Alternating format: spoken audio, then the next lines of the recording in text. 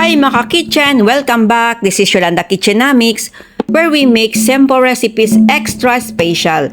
Today, share ko ang recipe ng fluffy, golden, and super delicious homemade waffles na perfect for breakfast, merienda o kahit pang negosyo. Madaling sundan ang steps at abot kaya ang mga sangkap. Siguradong magugustuhan ng buong pamilya, kaya kung gusto mong matutong gumawa ng waffles na pwedeng panghanda o pangbenta, subukan mo ito. Hindi ka magsisisi. Don't forget to like, comment, and subscribe for more easy and yummy recipes. So tara na, let's start cooking and make something special today. In mixing bowl natin, we add 2 cups of all-purpose flour, sifted, 2 tablespoons of sugar, light brown ang ginamit ko dito, 1 tablespoon of baking powder, at syempre, 1/2 teaspoon of salt. Yan, mix together until well combined.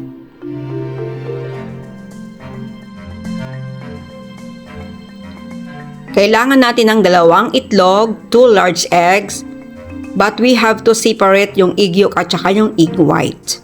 Dahan-dahan lang ang pag-separate para hindi maghalo yung egg white sa egg yolks.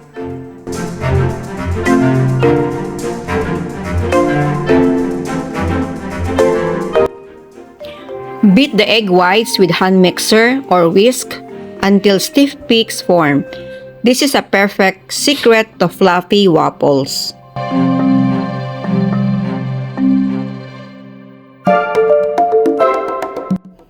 So after nyan, yung ating egg yolk naman, ihalo natin ito sa ating mga dry ingredients. So ito muna, ibit natin ng kaunti at ihalo yung ating mga dry ingredients.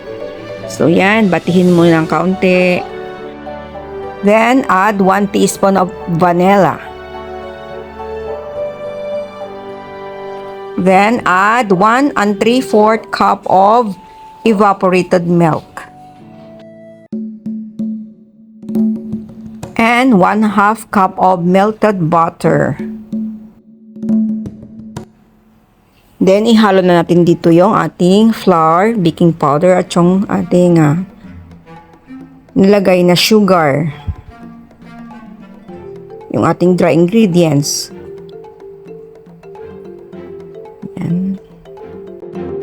Alam niyo ba mga ka-kitchenomics na ang waffles na nagsimula pa noong Middle Ages sa Europe? Noon, ginagamit ang flat iron plates para gumawa ng unang bersyon ng waffles. Sa Belgium, lumabas ang fluffy at golden waffles na kilala natin ngayon. At noon, dumating ito sa Amerika, mas lalo pang sumikat. Lalo na nung naimbento ang electric waffle maker. So ngayon, bahagi na ito ng breakfast at merienda sa buong mundo. Yan, kaya tara, waffle time na tayo. Gawa tayo ng napaka-special na waffle.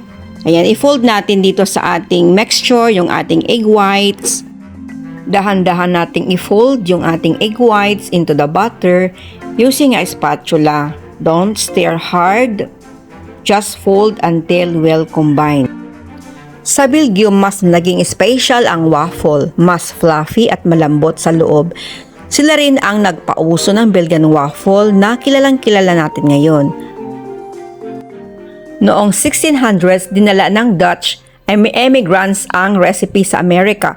Pagdating ng 1800s, naimbento ang unang stove-top waffle iron. Tapos sinundan ito ng electric waffle maker sa 1900s. Mas pinadali ang paggawa natin ngayon ng waffle dito sa ating bahay dahil dito sa available na ang electric waffle maker.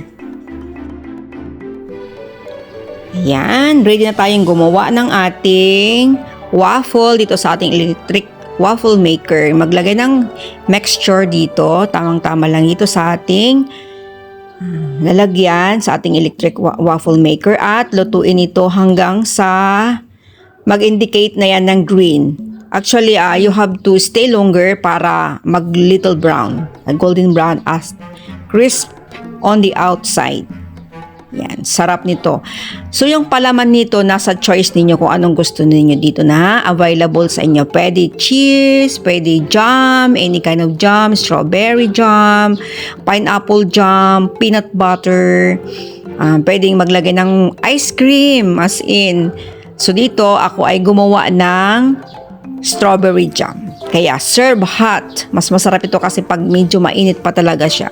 So pagkaluto nito, ayan, the best ito merienda, no? So dito nakaubos ng apo ko ng 3 nito. Imagine kayo, sobra talaga yung favorite ang waffle. Actually, ito yung kanyang request na gawin ko daw na snack niya or merienda. So yan, tikman natin ang napakasarap na ating ginawang waffle. So napakadaling gawin, budget friendly, hindi na masyadong komplikado ang paggawa. Sarap niya. Yeah, try nyo itong mga besh, itong ating mga kung gusto nyo maghanap kayo dyan ng mga simpleng recipe ng waffle. So this is perfect, no?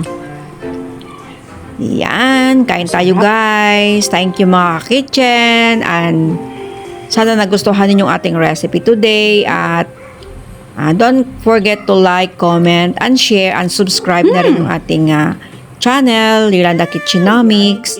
So yan, itong aking apo ay breakfast na actually nito kasi yung during the merienda time hindi ko siya nakuhaan. So morning ito, pagka kinabukasan may natira pa kami.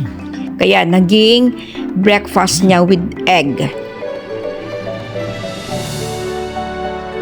Ayan, no, di ba? Tuwang-tuwa sa kanyang masarap na waffle, yung kanyang favorite na request na waffle. Thank you so much guys, mga Kitchenomics, mga kamami, ka-kitchen. Until next time, see you!